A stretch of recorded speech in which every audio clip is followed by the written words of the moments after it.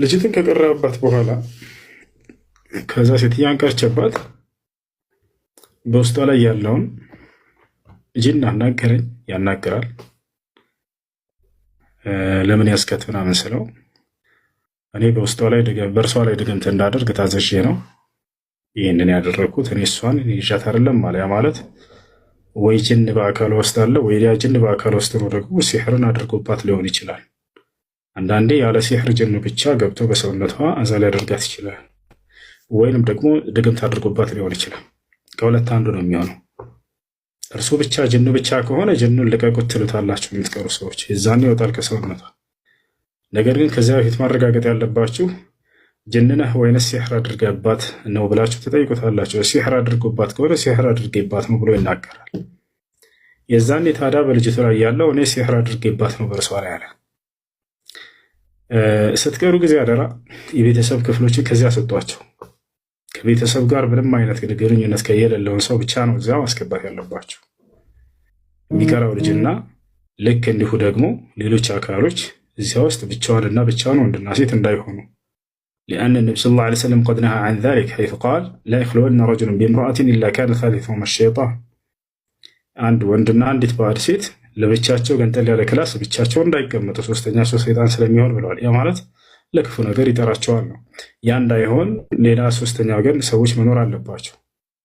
ስለዚህ የዛኔ ሌላ ሰው እንዲገባ አደረግኩኝ፣ ሙሉ ቤተሰብ እንዲወጡ አደረግኳቸው። ምክንያቱም ያ ጅን በስህተት አውቆ ለማጣላት ዋሽቶ አከሌ ነች ያስደረገችባት ወይ አከሌ ያስደርጉባት ነው ብሎ ቤተሰብ ሊያጣላቸው ሁሉ ይችላል። አብዛኛው ሰው የተጣላው በዚህ አይነት ነገር ነው። ዛሬ ላይ በድግምት ምክንያት ስትሄዱ ጊዜ ማለት ነው ውስጡ ያለው ጅን አከሌ ነው ብሏልና ብለው ያን ሰው ለመግደል ሁሉ ይፈልጋሉ፣ ይጣላሉ ሁሉ ለዘላለም። ምንን ያስደረገችብኝ እኮ እሷ ነች ብላ የምትወዳትን ጓደኛዋን ጅን አጣልቷት ታገኛላችሁ። የሚወደውን ጓደኛዋን ጅን አጣልቷት ታገኛላችሁ። የጅን ወሬ አምነው ተቀብለው ማለት ነው። አትቀበሏቸው በትክክል ካላረጋገጣችሁ በስተቀር። እንዴት እንዳረጋገጡት የዛኔ እንደነገራችሁ ዘንድ ነው።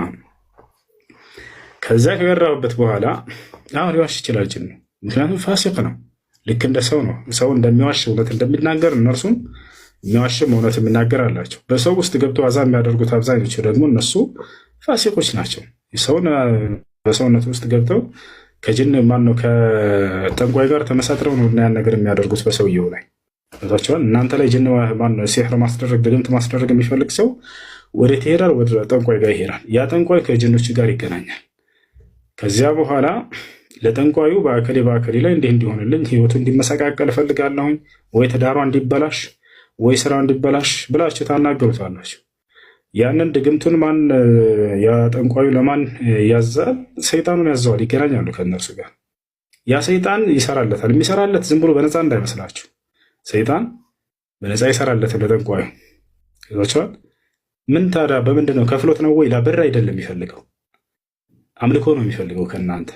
ያ ጠንቋዩ ይሰግድለታል። አላህን የሚያስቀይም የሚያስቆጣ ነገር አድርግ ይለዋል። ያን ያደርጋል። ምናልባት ቁርአንን እየቀደደ ሽንት ቤት ውስጥ ማስገባት ሊሆን ይችላል። እንዲህ አይነት አስቀያሚ ነገራቶችን በጣም ከባባድ የሆኑ ክህደት ያሰራዋል። ከዚያ በኋላ ያንን ሂዶ ያገለግለዋል ሰይጣኑ ይሳኔ ገብታችኋል። ስለዚህ ያ አካል በውስጡ ያለው ሰይጣን ምን አለ? እኔ ተልኬ ነው አለ። በቃ ከጠንቋዩ እንዲህ አድርግልኛ ላይ በልጅቱ ላይ አደረግኩ። ማናት ያስደረገችባት? በምንስ ላይ ነው ያስደረግከው? የጠየቅኩት ያስደረገችባት የራሷ ጓደኛ ነች አለ። ለምን ስለው በትዳሯ ቀንታባት አለ። በትዳሯ በጣም ደስተኛ እንደሆነች አየች። ቤቷ ሁሌ ትመላለሳለች። በዚያ ላይ ቅናት አደረባት። ትዳራቸውን መበታተን ፈለገች። አሁን አጣልችለታለሁ ብሎ ተናገረ። እሷ ባስደረገችው ምክንያት ማለት ነው። ያንን እንግዲህ እኔ ቀጥታ ወደ አልተቀበልኩትም። በምንድን ላይ ነው ድግምቱን ያደረግከው ትሉታላችሁ። ቀጥታ የሆነ ነገር ይነግራቸዋል። በዚያ በነገራቸው ላይ ራሱ ወዲያው አትቀበሉት። ሌላ ማጣሪያ ታደርጉበታላችሁ። እኔ ዛኔ በምንድን ላይ ነው ያደረግከው ስለው ጊዜ በቀይ ቢጃማዋ ላይ ነው አለ። በቀይ በቢጃማዋ ላይ ነው ከልብሷ ወስጄ ነው አለ። ከዚያ ከልብሷ የወሰድከው እንዴት ነው? ምን አይነት ነው ስለው ማለት እንዴት ምን አይነት ቅርጽ ነው የወሰድከው ስለው በሶስት ማዕዘን ቆርጫት አለኝ ከታች አለ።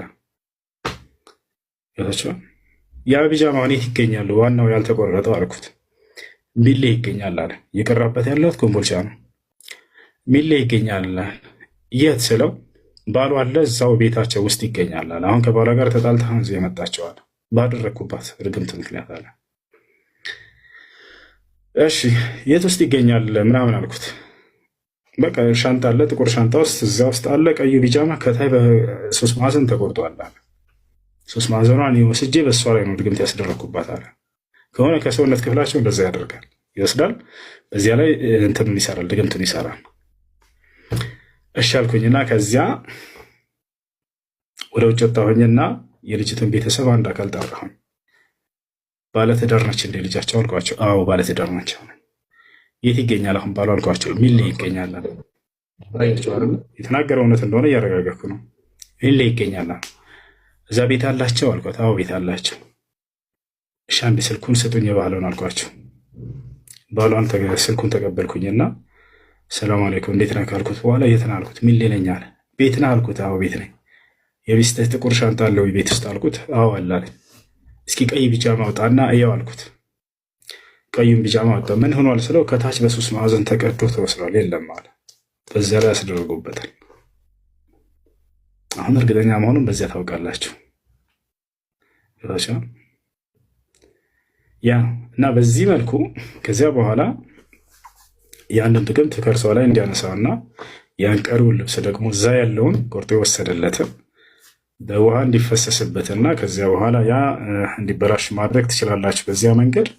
በዚያ መልኩ ከልጅቱ ላይ ያደርግን ተነሳላት። ጅኑ ከዚያ በኋላ ለቆ ሄደ። እንደ አጠቃላይ የጅኖችን ወሬ መቀበል አለብኝ ወይ ነው የልጅቱ ጥያቄ። በቀጥታ አትቀበላቸውም። ሊአነሁ ፉሳቅ وأخبار الفساق لا تقبل إلا بعد تثبت وبينة لقوله سبحانه وتعالى يا أيها الذين آمنوا إن جاءكم فاسق بنبأ فتبينوا وفي قراءة فتثبتوا أما يعني هنا سوت يهون الوري زو الله شو سيمتو ሳታረጋግጡ እንዳትቀበሉ ብሎ ተናግሯል አላህ። ባለማወቅ ሰዎችን እንዳትጎዱ ዘንድ አለ። ስለዚህ ሳታረጋግጡ መቀበል አይቻልም። ወደ የተናገረውን ተቀብላችሁ የተኮረፋችሁ ቤተሰብ ካላችሁ ታረቁ። ጥያቄ እንደቀጥል ውሱ ሰላም አለይኩም።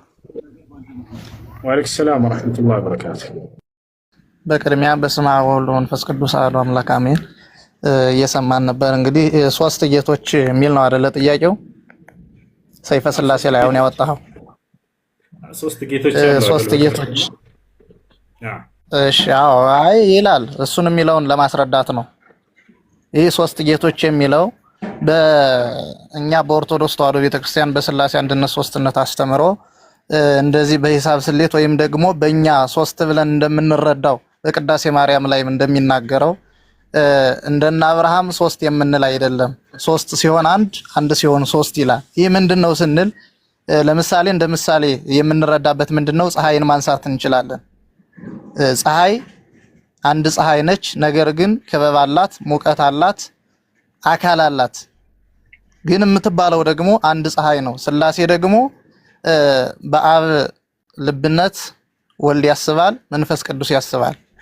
ወልድ ደግሞ ቃል ነው። በወልድ ቃልነት ደግሞ አብ ይናገራል፣ ራሱ ወልድ ይናገራል፣ መንፈስ ቅዱስም ይናገራል። በመንፈስ ቅዱስ እስትንፋስነት ሕያውነት ደግሞ ሶስቱም ሕያዋን ሆነው ይኖራሉ። ስለዚህ የሶስቱ አንድነት እኛ እንደምንረዳው ወይም ደግሞ በሰው ስሌት እንዳለው ሳይሆን ልዩ ሶስትነት በመባል ነው የሚታወቀው። ልዩ ሶስትነት ማለት አንድ ሲሆኑ 3 3 ሲሆኑ አንድ አንድነቱን ሶስትነቱን አንድነቱ የማይጠቀልለው አንድነቱን ደግሞ በሶስትነቱ የማይከለከል ነው ማለት ነው። ስለዚህ አሁን አንተ እንደምትለው 3 ጌታ ማለት አይደለም። 3 ስም አላቸው፣ 3 አካል አላቸው፣ 3 ግብር አላቸው። ነገር ግን አንድ አምላክ አንድ መለኮት የሚያስቡት የሚፈጥሩት የሚናገሩት የሚያደርጉት አንድ ስለሆነ ማለት ነው። በባህሪ በህልውና በአገዛዝ በስልጣን አንድ ስለሆኑ አሁን ያዳምጥሽ ጊዜ ሰጥቼዎታለሁ። ወደ እኔ ጥያቄ ልመለስ። ወይ እንጨርስ፣ ችግር የለም። እሺ አሁን 3 ጌቶች ይላል አይደል መጽሐፉ ላይ ዲያቆን? በጣም ጥሩ። እነዚህ 3 ጌቶች እያለ ያለው 3 የተለያዩ አካሎች ናቸው አይደለም?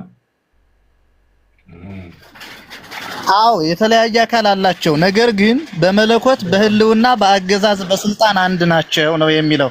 አንደኛ የሰይፈ ስላሴ የሚለው መጽሐፍ አንድ ያስጨርሰው ቅድም ማብራሪያ እንዳደርጉ ስለመጽሐፉ ጊዜ ሰጥቻቸው ነበር። አሁን ደግሞ ጥያቄና መልስ እናድርገው። ገብታችኋል አይደል? እሺ እንደሱ እናድርገው። ስለዚህ ሶስት ጌቶች አሉ። ሶስቱም የተለያዩ አካሎች ናቸው። አብ የራሱ የሆነ መልክና ገጽ አለው፣ አካል አለው። ወልድም እንደዚያው፣ መንፈስ ቅዱስም እንደዚያው። በጣም ጥሩ። እንደዚያ ከሆነ ሶስት ጌቶች ጌትነት እዚህ ቦታ ላይ የመለኮትነት መገለጫ ነው አይደለ? እንጂ የስልጣን የሹመት ጌትነት አይደለም። የአብ የወልድ የመንፈስ ቅዱስ ጌትነት አይደለ?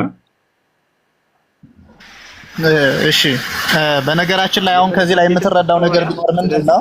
ጌታ የሚለው እዚህ ቦታ ላይ ጌቶች የሚለው አምላክነትን ተክቶ የሚመጣ ቃል ነው አይደለ? ወይንስ እንደነ አብርሃም ጌትነት እንደነ ዮሴፍ ጌትነት ነው? አምላክነትን ተክቶ ይመጣ ማለት። እሺ አሁን ከዚህ ላይ ሶስት ጌቶች ካለ ጌትነቱ መለኮታዊ ጌትነት ከሆነ ሶስት አምላኮች ማለት ነው አይደለ? አምላክ የሚለውን ተክቶ ይመጣል። ይኸውልህ መጽሐፋችን እኮ እንዲህ ይላል። ሶስት ስንል እንደነ አብርሃም እንደነ ይስሐቅ አይደለም። ሶስትነቱ ልዩ ሶስትነት ብሎ እኮ አስቀምጧል። አንደኛ የመጽሐፍ ሰይፈ መለኮት ማለት የጸሎት መጽሐፍ ነው ልትረዳው የምትችለው።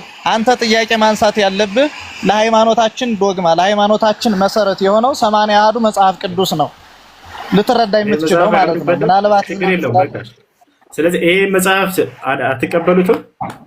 ወደ መጽሐፍ ቅዱስ ብቻ ነው አንቀበለውም አይደለም። ይኸውልህ ቤተክርስቲያናችን ራሷን የቻለ አይደለም። አዳምጠኝ ሁሱ አዳምጠኝ። መጀመሪያ የመለሱት አይደለም። አንዴ አዳምጥ ዲያቆን። ይኸውልህ የቤተክርስቲያን የራሷ የሆነ የህግ መጽሐፍ አላት። የጸሎት መጽሐፍ ለብቻ ነው፣ የህግ መጽሐፍ ደግሞ ለብቻ ነው። ጥያቄ መልሱ። እዚህ ቦታ ላይ ጌቶች የተባለው የስልጣን የሹመት ጌትነት ካልሆነ እንደነ አብርሃም መለኮታዊ ጌትነት ከሆነ ይህ ጌታ የሚለው ቃል አምላክ የሚለውን ተክቶ የመጣ ከሆነ እዚህ ለስላሴ አካሎች ለመለኮት ነውና ይሄ ቃል የመጣው ሶስት ጌቶች የሚለው ሶስት አምላኮች በሚል ተተክቶ መነገር ይችላል። ስለዚህ ሶስት አምላኮች ነው የምታመልኩት፣ ሶስት ጌቶች ወይም ሶስት አምላኮች አይደለ? ይሄ እኮ ይኸውልህ የህግ መጽሐፍ እኮ አይደለም። አሁን አንተ እየጠየቅበት ያለው ይሄ የሚያገለግለው ለጸሎት ብቻ ነው። ይህ መጽሐፍ የጸሎት መጽሐፍ ነው። የህግ መጽሐፍ ደግሞ ራሱን ይቻላል። 80 መጽሐፍ አለ። የብሉይ ኪዳን 46 የአዲስ ኪዳን 35 መጽሐፍ አለ። ይኸውልህ ልነግርህ እኮ ነው። ወደ መጽሐፍ ቅዱስ ልግባ። በቃ ትቼዋለሁ። ይሄንኑ ቃል መጽሐፍ ቅዱስ ላይ ላንሳው። ዳዊት አንሳ። እሺ ራሱን አንሳ። ጌታ ለጌታዬ ጌታ ለጌታዬ ጠላቶችን የእግርህ መቀመጫ እስካደርግልህ ድረስ ና በክብሬ ተቀመጥ ብሎታል አይደለ? ጌታ ለጌታ ይላል አይደለ? እዚያ ላይ ዳዊት ስንት ጌታ አለ? ስንት ጌታ አለ? አንድ። በጣም ጥሩ። ጌታ ለጌታዬ ይላል ዳዊት ማለት ነው። ጌታ ያለው ማንን ነው? መጀመሪያ ጌታ ያለው አብን ነው። ለጌታ ያለው ማንን ነው? ለጌታ ያለው ወልድ። ስለ ወልድ ነው ዳዊት እየተናገረ ያለው። የተለያየ አካል አላቸው አይደለ? አብና ወልድ። ስለዚህ ሁለት ጌቶች አሉ እዚህ ማለት ነው። መንፈስ ቅዱስም ጌታ ነው አይደለ? አረዳድህም። ለምሳሌ ጥያቄውን ጠይቀኝ፣ እኔም ማስረዳውን ላስረዳ አይደል? ጥያቄና መልስ ስለሆነ አንተ የምትጠይቀውን ለምሳሌ መጀመሪያ አብ ማለት ጌታዬ የተባለው ለጌታዬ የተባለው አብ ነው ብያለሁ። ለጌታዬ ብሎ ጠያቂው ደግሞ ወልድ ነው። ይሄን ቃል ከሰይፈ ስላሴ ወጣሁኝና ቃል በቃል እዚህ መጽሐፍ ቅዱስ ላይ አገኘው። መጽሐፍ ቅዱስ ላይ አዎ፣ መጽሐፍ ቅዱስ ትክክል ነው። ሁለት የተለያዩ አካሎች ጌታ እንደተባሉ ሁለቱም እየነገረ ነው። ስንት ጌታ አለ? አንድ ጌታ አለ። ሁለተኛ ጌታ እዛ ላይ ጠቀሰ። መንፈስ ቅዱስ ጌታ ነው ብለህ እንደምታምን እርግጠኛ ነኝ። ምክንያቱም አምላክ ነው ብለህ ስለምታምን። ስለዚህ ሶስት ጌቶች አሉ በመጽሐፍ ቅዱስ ላይ ራሱ ማለት ነው።